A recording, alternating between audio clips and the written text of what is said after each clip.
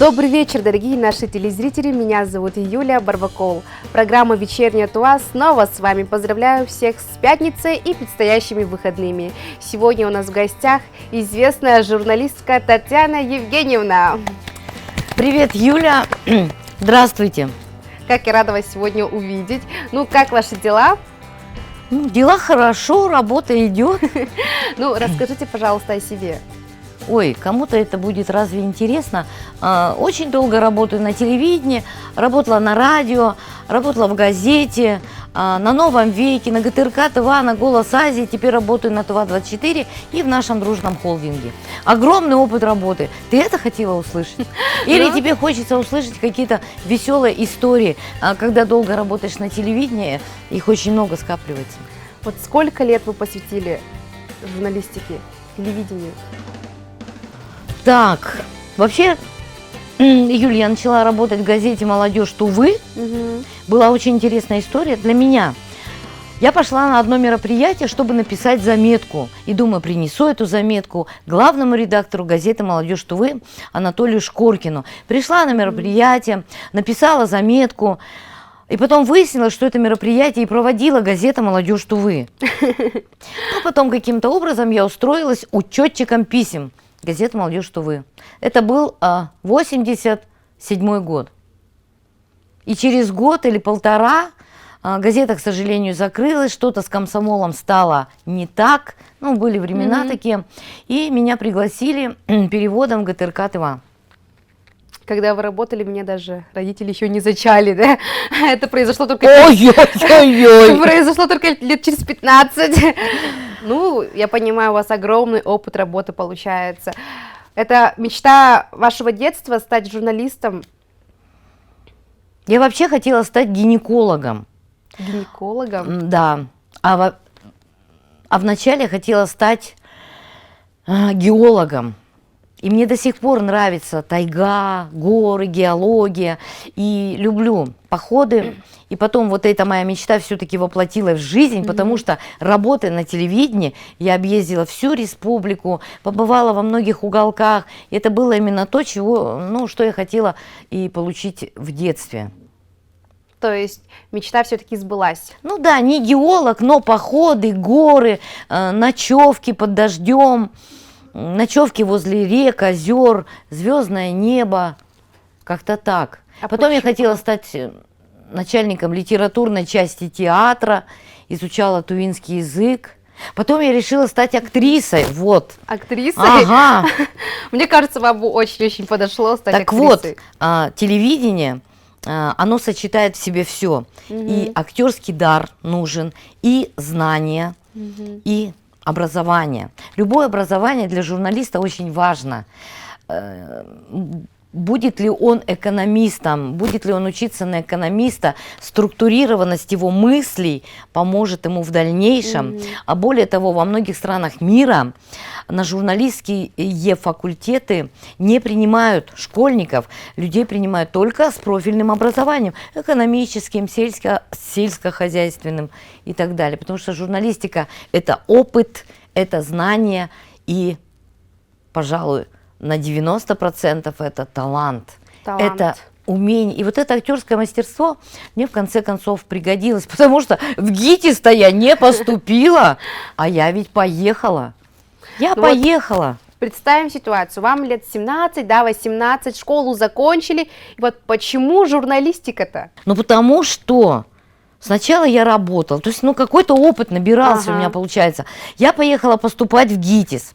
Я не поступила в ГИТИС, я устроилась работать секретарем министра здравоохранения Сизых. Я распечатывала на ротаторе документы, рассылала их по районам, я бегала, я там сидела, то есть я какой-то опыт приобретала. На следующий год я снова поехала поступать в ГИТИС.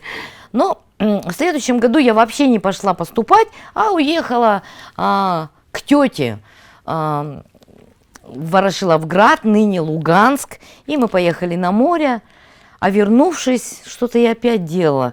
Я опять куда-то устроилась работать. Я работала в филармонии, конферансье. Мы ездили по районам, у нас был ансамбль «Радуга», Я была конферансье. Мы ездили в Бурятию, Агинский район. У В меня общем, такое каким-то ощущение, образом... да. Да-да-да. У меня такое ощущение, что в Туве уже нету мест, где вы бы не работали. Не, есть, наверняка есть. Почта. Когда я увольнялась из театра, вернее, нас, молодых актеров, почему-то убирали, Петренко был тогда режиссер, он сказал: а куда вы уходите работать? А я уходила в филармонию. Я говорю: да тут недалеко. Он говорит: на почту? Я говорю: ну нет. Вот на почте я не работала. Получается, театр, филармония, Минздрав. Не так-то много мест работы. Газета «Молодежь», Тувы, ГТРК, и поехала. Все, поехала, да. Да. Ну, прекрасно, что судьба распределилась именно так. Вообще классно. Ну вот все-таки, журналисты вообще ночью спят или нет? Потому что, допустим, вечером, да, ночью, 2 часа ночи произойдет какой-нибудь случай. Нужно же сразу это проинформировать наш народ. Нужно. Журналистика – это не профессия, это образ жизни. И поэтому журналистам, очень часто, почему говорят, журналисты пропадают на работе. Те, кто болеют этой профессией, это их профессия. Да, они могут иметь семью, иметь дом, но журналистика для них, даже есть такая фраза: «Я замужем за работой». Ну, знаешь, многие журналисты прекрасно сочетают в себе и семью, и журналистику, но этим надо болеть. Конечно, я никогда не выключаю телефон, никогда.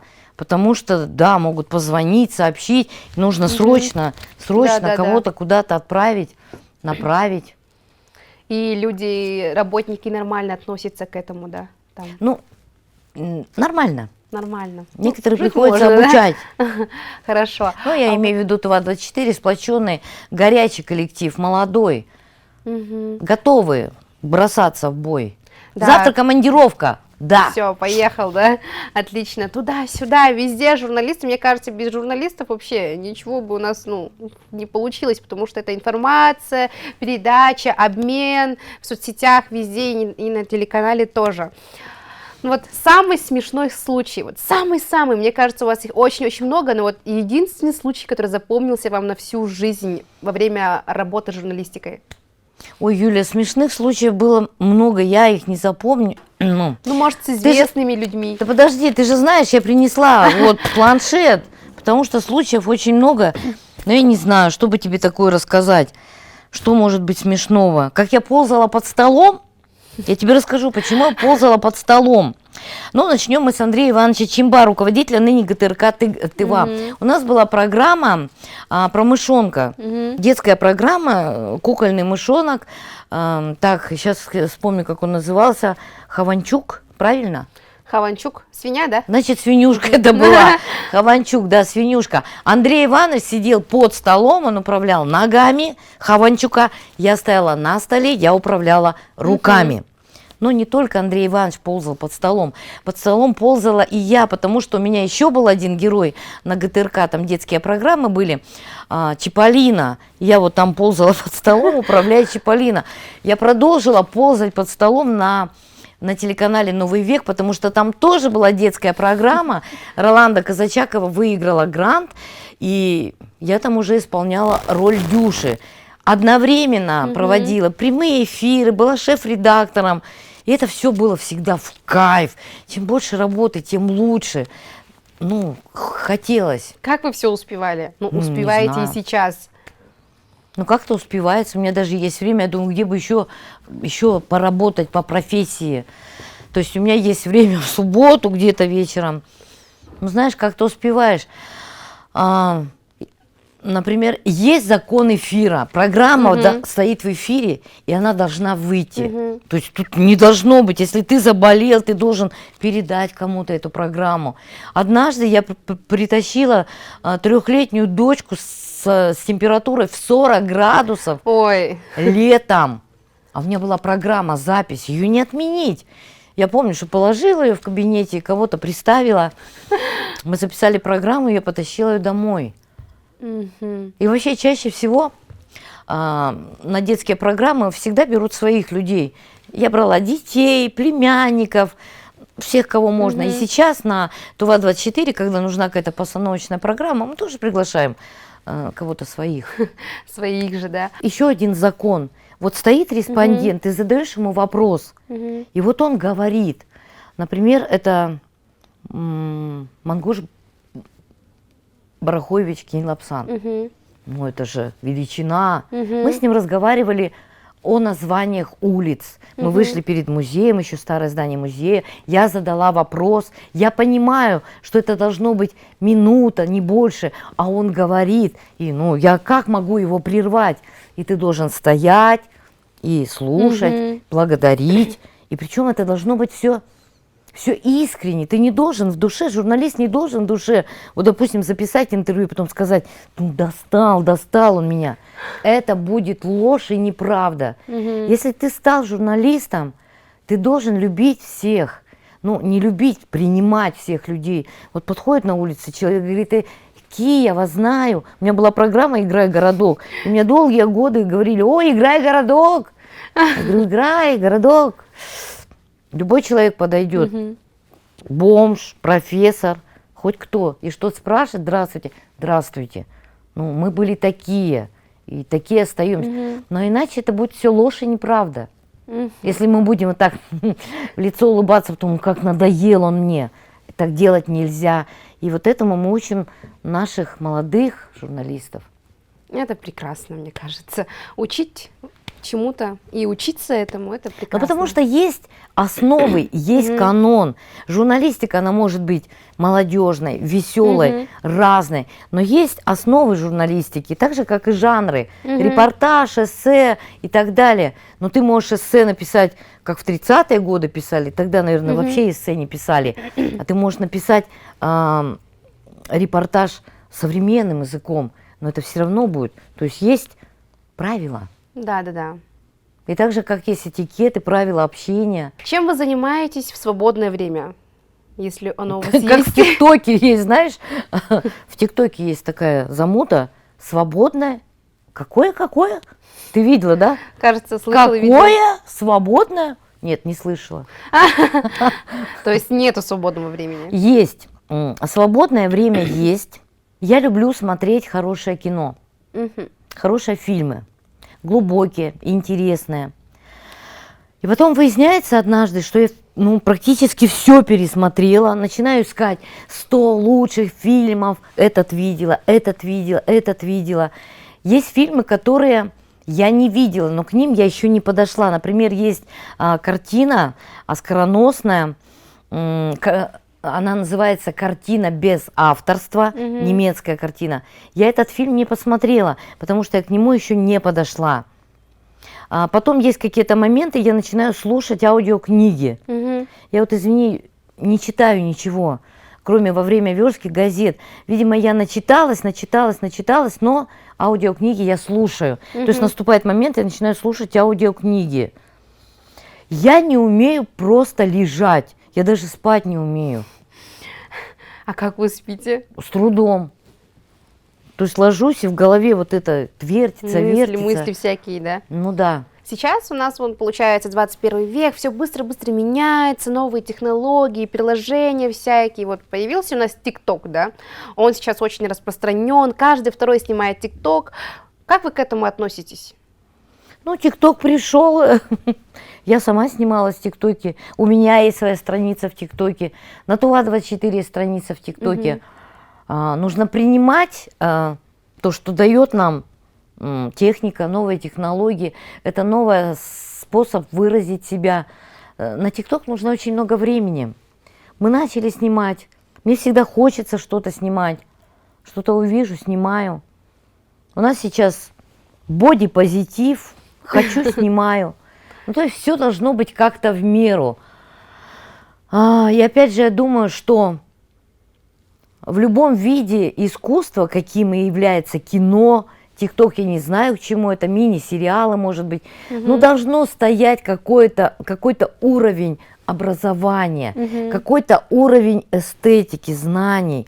Ну, нельзя просто быть тиктокером, когда у тебя ничего нет.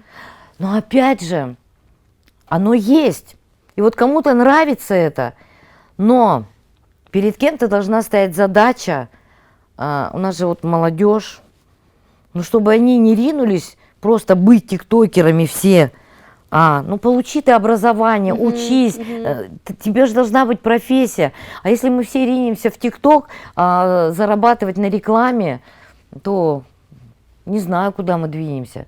Очень много таких людей есть, мне кажется, которые вот без образования снимают ТикТоки, да, и у них по 10 миллионов, там, по 5 миллионов подписчиков, вот, и живут на этом. Но я думаю, что это же только временно. Через 5 лет тоже все поменяется, и это может быть уже не актуальным, и на что будет жить человек, да, на самом деле. Никто не отменял базовую профессию.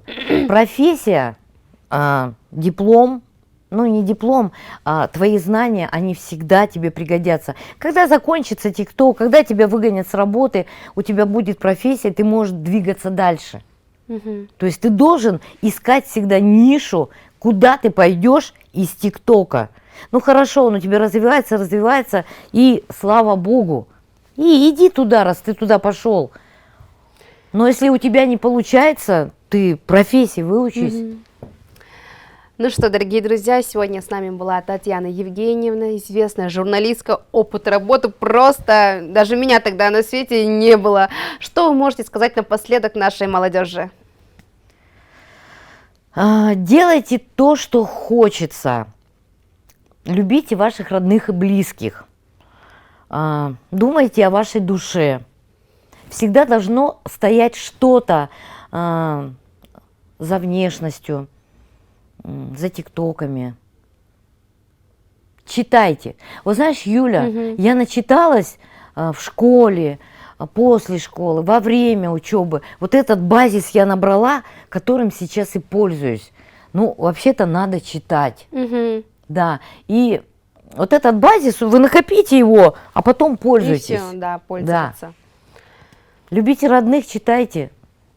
Смотрите Спасибо. нашу программу «Вечерняя Тува». Ну, я надеюсь, было интересно, не знаю. Было интересно, допустим, мне было очень интересно пообщаться с вами.